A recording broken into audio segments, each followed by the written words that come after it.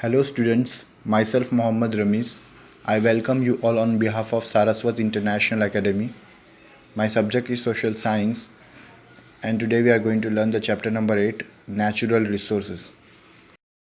Students, in the last session we have discussed the different types of soil. Today our topic is about soil erosion and soil conservation. We'll start with the part of soil erosion. You can see the first point. Erosion means the transportation of land particles from one place to another with the help of moving air and water. In other words, you can say the faster transportation of the particles of the surface land to the place by natural forces. So, in general definition, you can say that the upper layer of the soil, which is made up of fine soil particle, and it contains the minerals and humus as we have discussed earlier, and this humus and mineral which are required for the fertility of the soil. When this upper surface land is transported, or you can say washed away by the factors such as wind, rain and running water, so then it is known as soil erosion. I will repeat once. When the upper surface land, which is fertile, which is containing the humus and mineral, is washed away from its original place to another place by the factors such as rain, water, air, then it is known as soil erosion. Now see the second point. It takes many years to form the upper layer. This we have discussed in the soil formation part. If the soil particles are carried away because of heavy rain or by stormy winds, the agriculture production decreases. So as we have discussed in the first point itself that the for the fertility of the soil, the humus and mineral content which are there at the upper surface area of soil is needed. But because of the soil erosion, the upper surface area is washed away from one place to another. Then as a result, the fertility of the soil decreases. Now see the third point. It is extremely necessary to maintain this upper layer for agriculture. So the soil erosion should be prevented. So here it is said that for getting the agriculture sector running in good manner, we have to prevent the soil erosion. Now we will see the measures to prevent soil erosion. See the first point. Control the grazing activity on the land. Grazing activity of whom? Of the animals.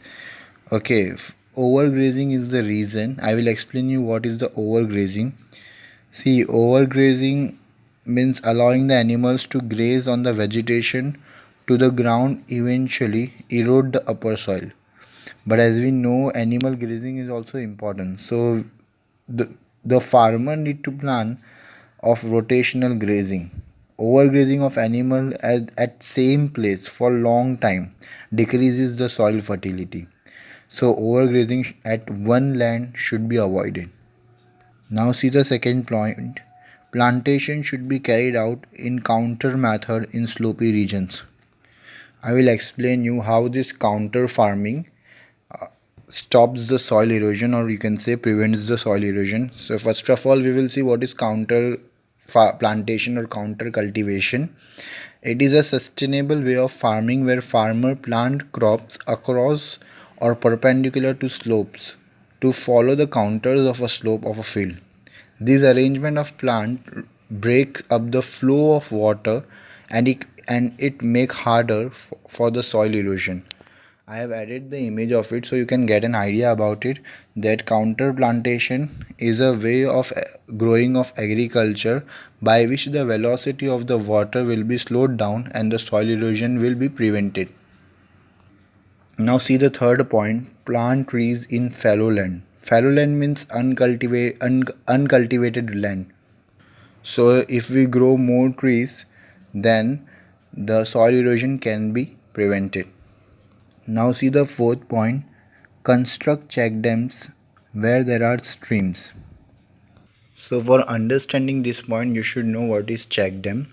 See, a check dam is a small, sometimes a temporary dam constructed to to contract the erosion by reducing the water flow velocity.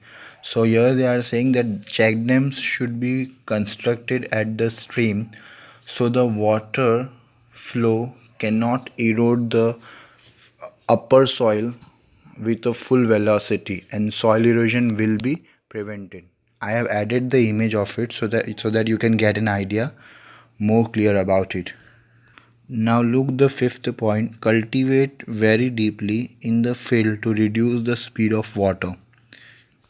So here it is said if we do cultivate deeply, then the velocity of water and wind will not be able to wash away the upper soil in more proportion and the soil erosion will be prevented. So as we have seen in the all the 5 points, the main focus should be that the factors, natural factors such as wind, air, water, which is washing away the upper surface area of land and it is harming the agriculture sector, that should not be done, that should be prevented. So our new topic is soil conservation. In the last slide we have learned about soil erosion, and there we have get the idea that the upper layer of the soil is washed away and the fertility of the soil decreases, so soil erosion should be prevented. And here one step ahead is soil conservation. We will see what is soil conservation exactly. See the first point first. Soil conservation means to prevent the soil erosion. To prevent the soil erosion, it means to stop the soil erosion and to maintain its quality. Maintain its quality means the quality of the soil should be maintained. Here two things are said. One thing is about to prevent the soil erosion and other thing is about to maintain the quality of soil. To maintain the quality of soil here means that the humus content and the minerals should be there in soil. It should not be washed away. The quality of soil should be good.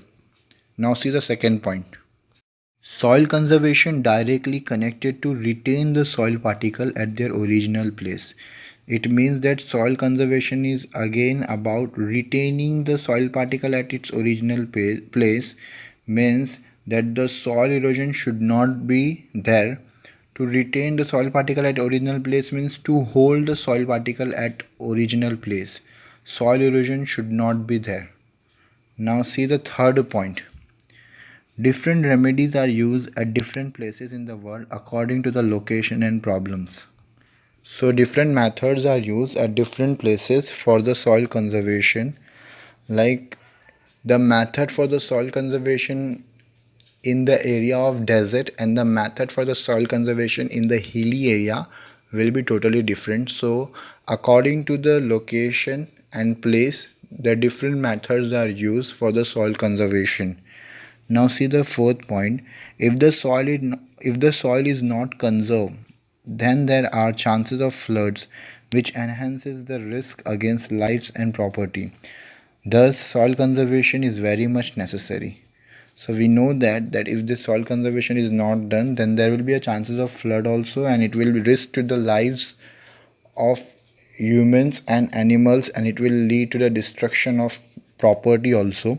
So the basic focus should be about the soil conservation, and soil conservation is all about to prevent the soil erosion and to maintain the quality of the soil. Now we will see remedies of soil conservation. The first point you can see, the roots of the trees in forest cover hold up the soil particles. So the tree's root are having a capacity to hold the soil particles, and it also decreases the velocity of running water. So by this soil erosion will be stopped. Now see the second point. Plant trees in the river gorges and on mountain slope. Gorges means deep, narrow passage with steep rocky sides, particularly in a stream flowing area. This word has been used.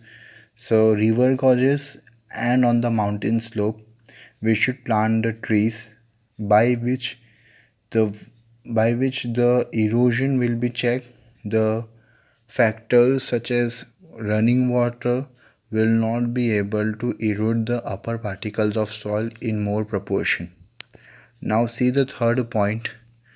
A series of trees should be grown near a desert region to prevent the winds with more velocity. It will stop the advancing desert. So here it is said that on the borders of the desert area, if we grow trees, then the velocity of wind will be reduced and the expansion of desert will be stopped. Now the fourth point.